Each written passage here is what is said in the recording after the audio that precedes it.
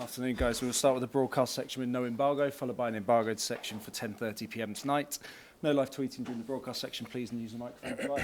Michael. Hi, Ange. How are you looking for Sunday, team news-wise?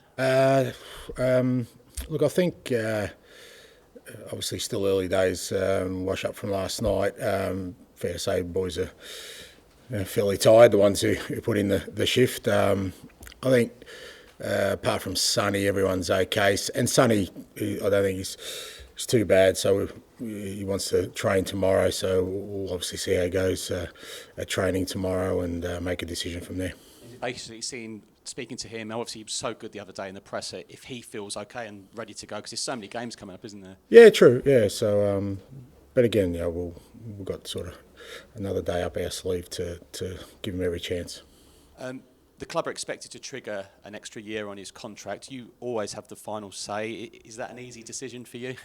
Oh, well, I don't always have a final say, but certainly I'd like to think my input is significant on it. But yeah, look, I think it's part of a broader discussion about Sonny. But the way he's performing, the way he's leading the club at the moment, I certainly want him to stick around for a while. Speaking of leaders, Vicario joining the leadership group, took the armband last night. He's put on his Instagram how proud he is. Are you proud of him? Because there was a lot of criticism, not here, but outside about the goals he'd conceded. But he was great last night, wasn't he? Yeah, he was. He's been great since the day he arrived, mate. I think criticism's just part of the nature of football these days, and he's we've had a few under the spotlight. But we I included him in the leadership group this year. I've just seen his growth and.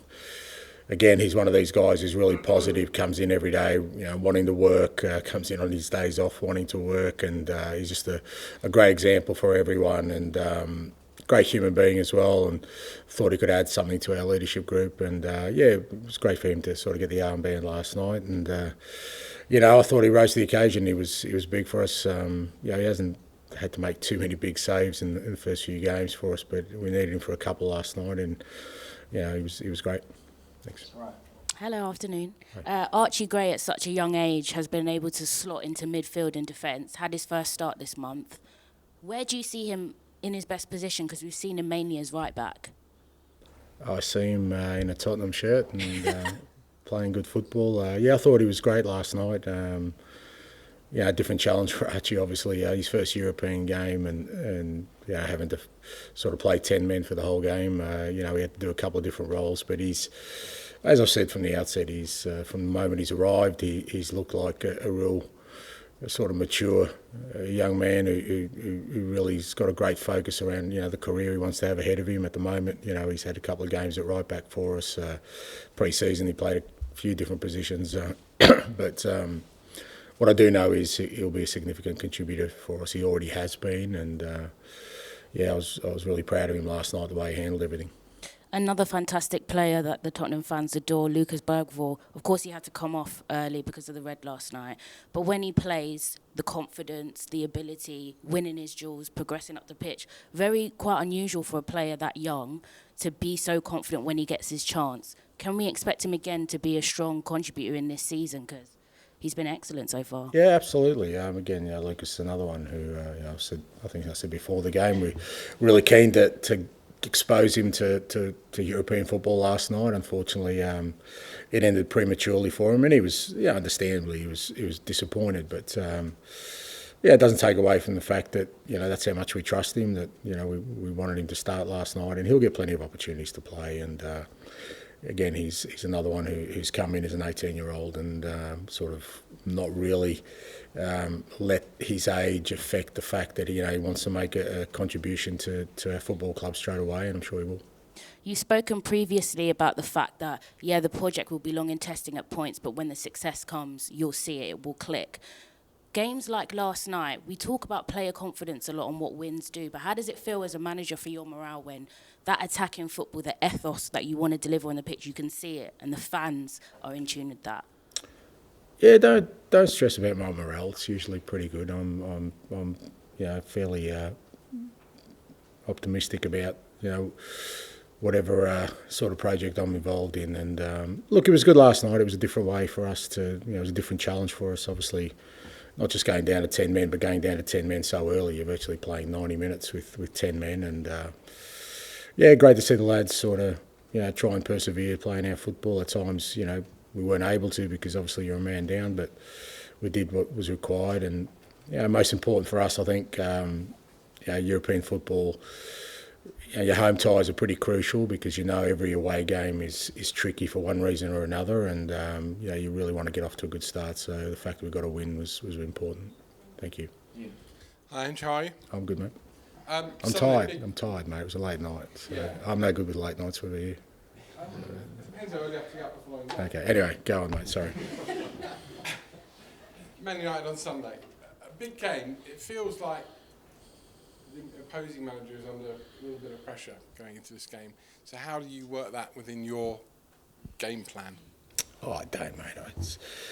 There's always some manager under pressure. I think it's just, there must be a sort of, what do they call one of those spinning boards with all our faces on it, and whatever it lands on, he's the one that cops it for a week or two. So, but I think Eric's in a real tough job. He's done really well. He keeps mentioning he's won 2 trophies, and he has, mate. So I don't think that's insignificant. Everyone keeps telling me that's all I have to do, but obviously it's not all you have to do, because when you do that, then there's more. There's always more. So I think he's done a great job, and like I said, a difficult job. And at Old Trafford, it's tough there. You look at their record, irrespective of the managers, it's still a fairly compelling record there. And they got some real quality players. So we had a really good game there last year. We ended up 2-2, and it was a cracking game. And one we're going to be ready for. FC20 got a draw there on Wednesday, and off the back of that, a few United legends that are in the media come out and say Old Trafford is not as scary a place to go to anymore as it used to be. Is it? I've never been scared by a venue, so I'm not really sure. I still think, I think what makes kind of venues unique is the atmosphere. And like I said, last year when we played there, I thought the atmosphere was brilliant. The supporters got behind their club, and obviously I'm not there all the time, so I can't tell if that's changed. But my experience there last year was that it's still a great atmosphere at Old Trafford. It's a great stadium in terms of the history and tradition behind it, and it's one of those games that I think players and everyone involved, managers, get excited about, and certainly we will be as well. And since he deleted his social media account, Brennan Johnson can't stop scoring for you and playing well. Firstly, I know your views on social media. Firstly, do you think all footballers should delete their social media accounts? And secondly, has that had, even psychologically, some sort of influence on him over the last couple of weeks? Look, I don't know. Look, if it's made sort of, Brennan, happier or sort of more comfortable. I think when you switch something off, it's probably because it makes you uncomfortable rather than sort of unhappy. It's just then that's great for him, but that's not the reason. I don't think. I think the reason is that he, as I said a couple of weeks ago, he just works awfully hard at his game, and if you work awfully hard at something and you're really passionate about it, eventually you get the rewards. The thing is not to let it sort of affect your work ethic and your focus, and it hasn't. Like I said, Brennan is in every day wanting to be better. He asks for feedback.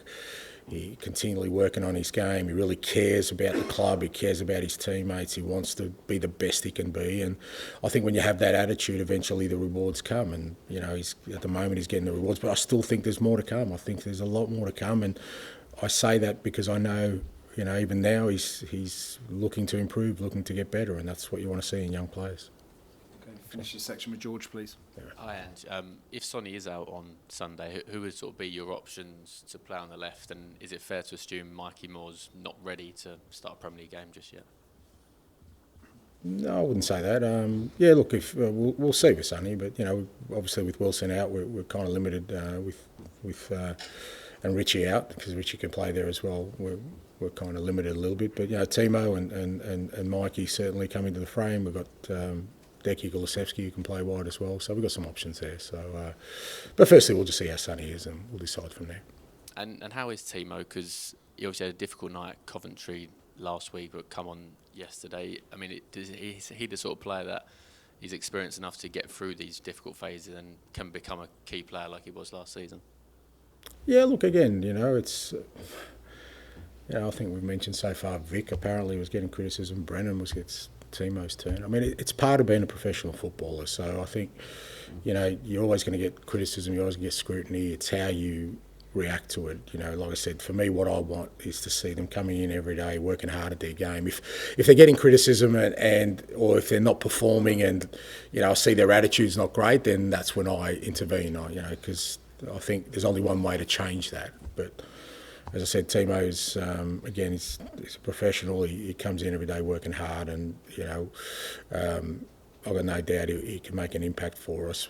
But the best way to do that is, as I said, just to focus on his football and keep doing the right things. And plenty of managers in your position would be sort of talking about how Man United have had 24 hours extra to prepare and you have a long trip. From your point of view, has that got to be blocked out and no one can be thinking about that going into this game? Oh, it's what you've got to deal with. Obviously it's not ideal that we had a late finish last night, that we had to play with 10 men for a long time. So it's in an ideal world, and you'd have things a lot differently. But the ideal worlds don't exist. Everyone has challenges, and our challenge is that we're going to have to recover really well. We've got some fresh guys as well. Pedro, Romero, Bentancur. Madison didn't even play last night. Decky half a game, Brennan half a game. So, we still have some freshness there that can help us. Okay, we'll end the broadcast section there and move on to the embargoes.